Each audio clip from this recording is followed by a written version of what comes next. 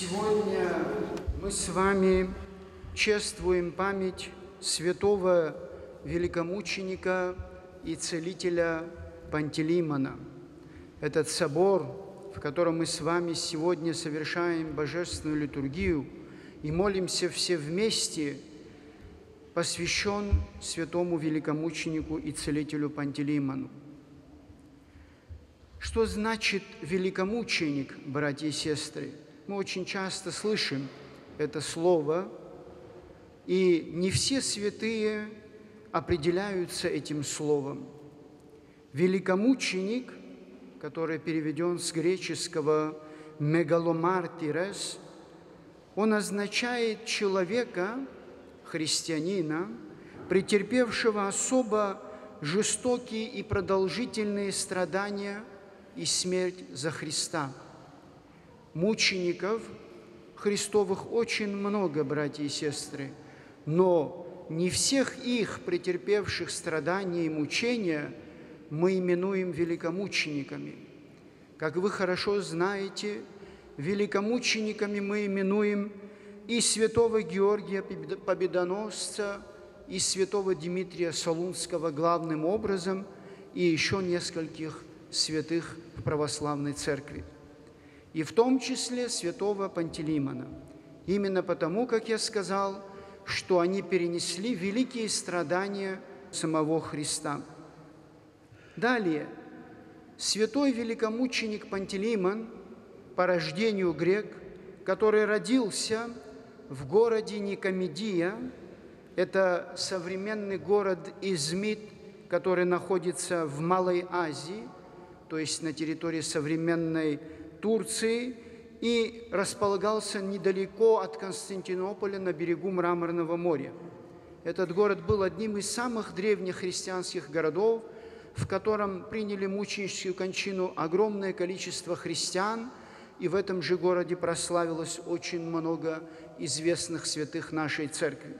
Так вот, именно в этом городе родился тот человек, чью память мы сегодня с вами совершаем, и не только мы, но и весь православный мир.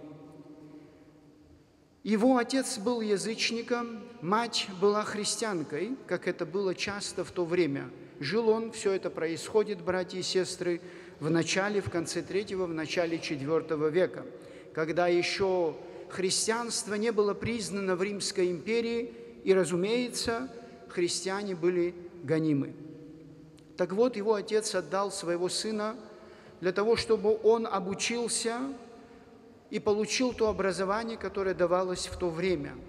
И главным образом для своего сына он избрал медицинское образование. И святой Пантелеймон, которого до крещения звали Пандалеон, обучается этому искусству врачевания людей. Далее в этом городе, в Никомедии, проживал пресвитер Ермолай, христианский пресвитер. В древности, братья и сестры, священники не именовались, как мы с вами сейчас говорим, иерей, священник, батюшка и так далее. Они именовались пресвитеры, что дословно переводится старейшины, старшие люди. Так вот, в этом городе пресвитер Ермолай наставил святого Пантелеймона христианскому учению и христианской вере. И святой Пантелеймон обратился и получил от Ермолая имя, которое нам с вами всем известно, Пантелеимон, что с греческого переводится как «всемилостивый». Далее святой Пантелеймон стал помогать очень многим людям. Он помогал не только своей христианской вере, но и своей профессии, то есть профессии врача. Разумеется, это вызвало негодование, и на него стали жаловаться императору Максимиану. Откуда, от кого вызвало негодование, братья и сестры?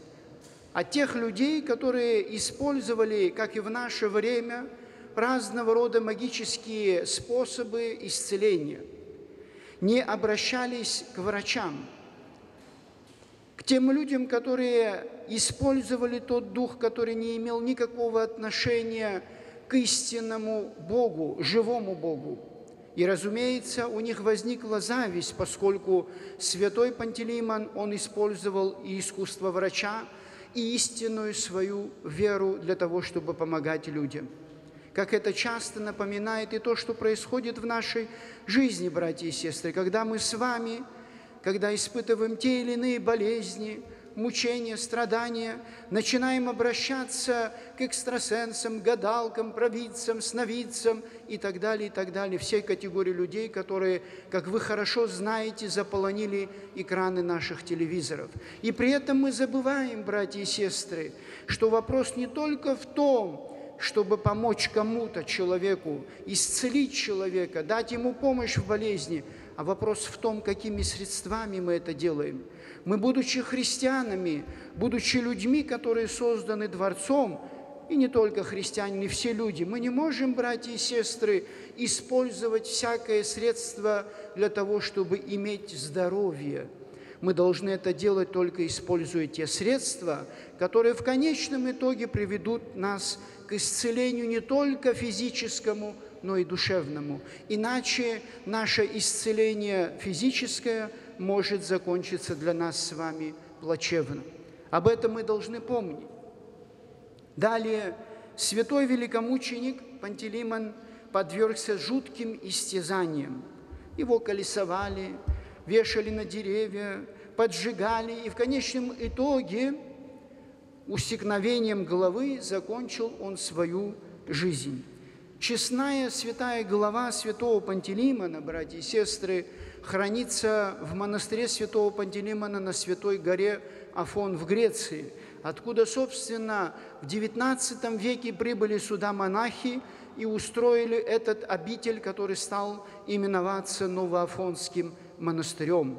Когда они приехали сюда для выбора места создания обителей, у них было несколько вариантов, но они остановили свой выбор на Новом Афоне, который тогда именовался Анакапией. Почему?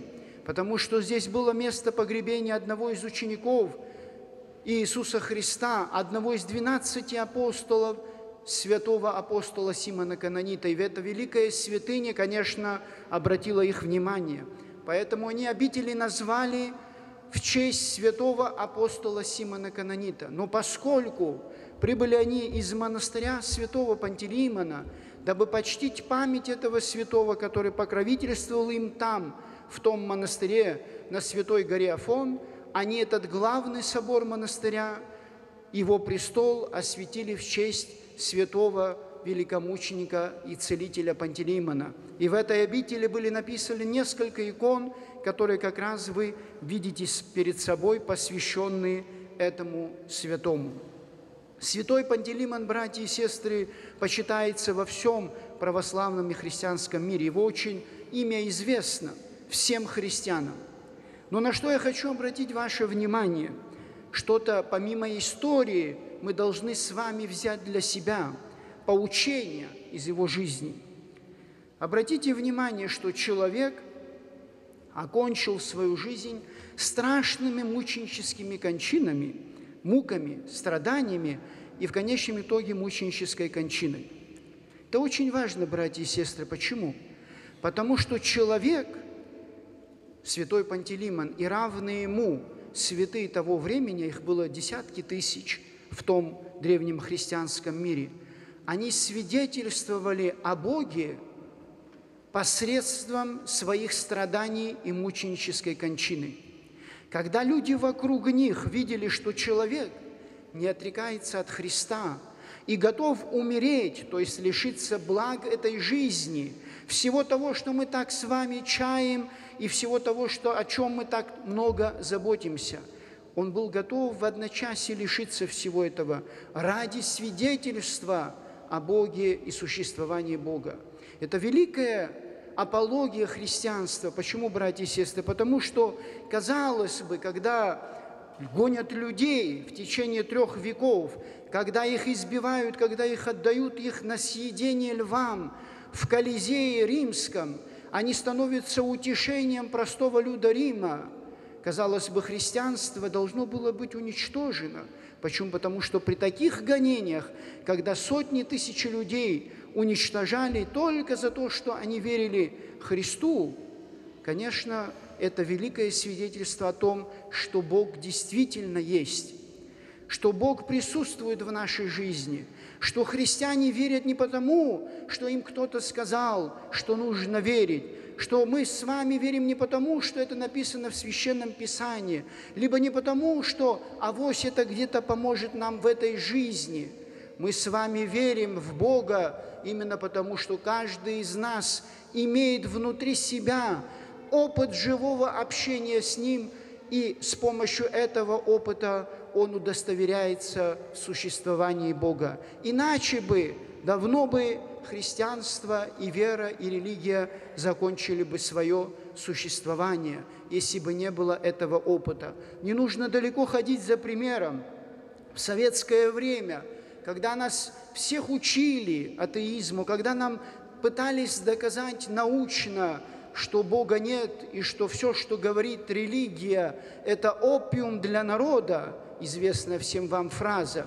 Так посмотрите, в течение 70 лет, и не только в Советском Союзе, это было и во Франции после революции, и в других странах, и в наше время идет усиленная тенденция, когда идет проповедание атеизма. Так почему люди приходят снова к вере?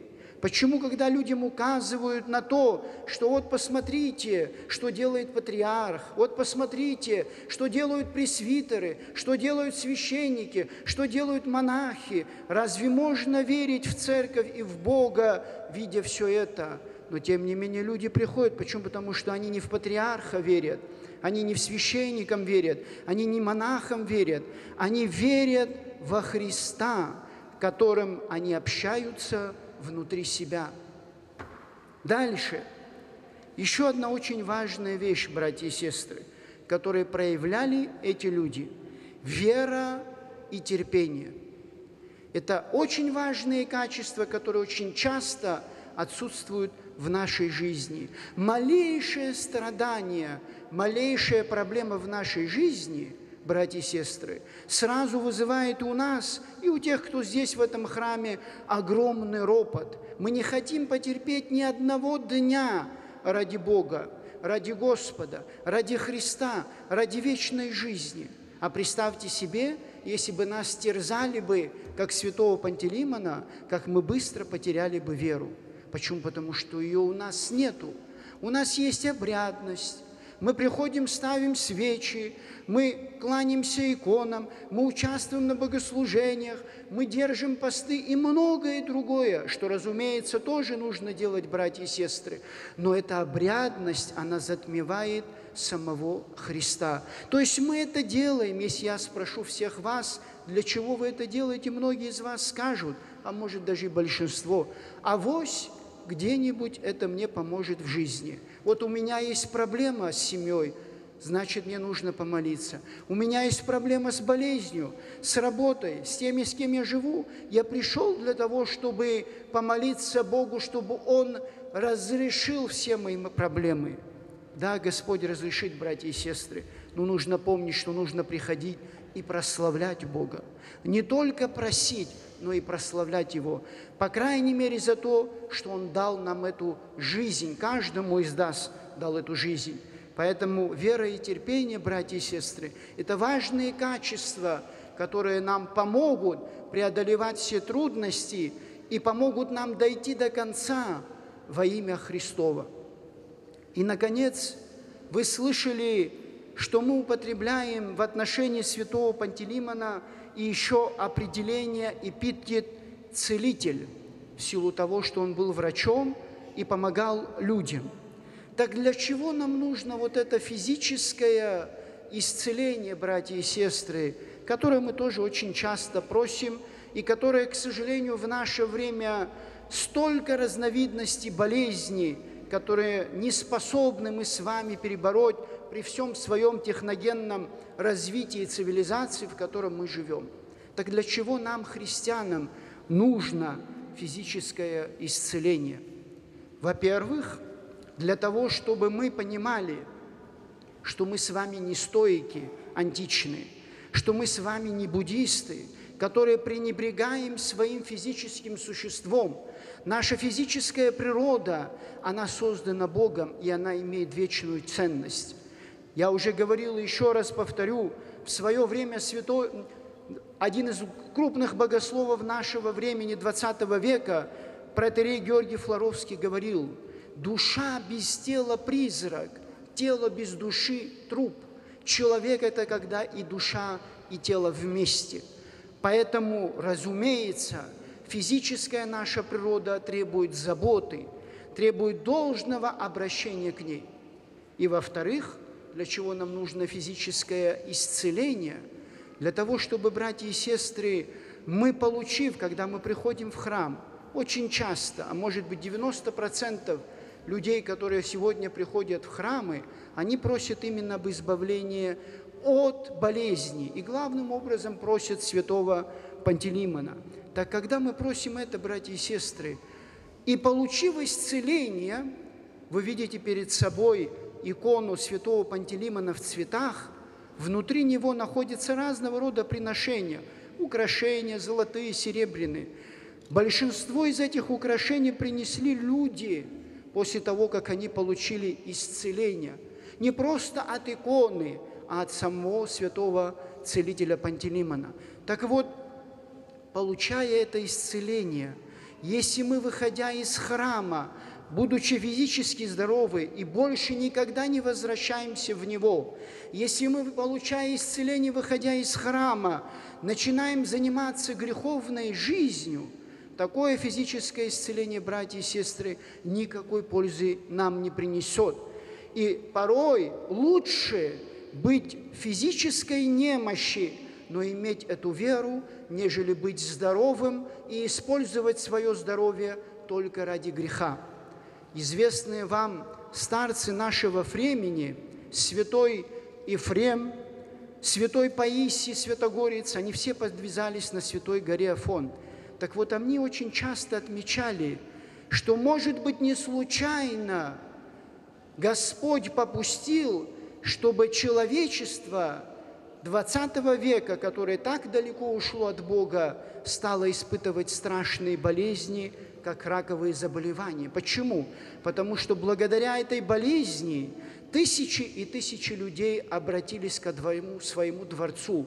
Тем самым, братья и сестры, получили смысл своей жизни, потому что смерть, она так или иначе в нашей жизни наступит. Неважно, она наступит от болезни, или мы проживем с вами 80 лет и умрем в конечном итоге. Смерть, она так иначе поступит. Она наступит, она не именует ни одного человека, живущего на этой земле. Важно, чтобы мы не потеряли свою душу, чтобы мы не потеряли веру, чтобы мы не потеряли вечную жизнь. Да поможет нам в этом, даруя нам веру и терпение, и исцеление физической нашей природы, чтобы она была способна сделать и обогатить нашу духовную жизнь, святой Пантелеймон.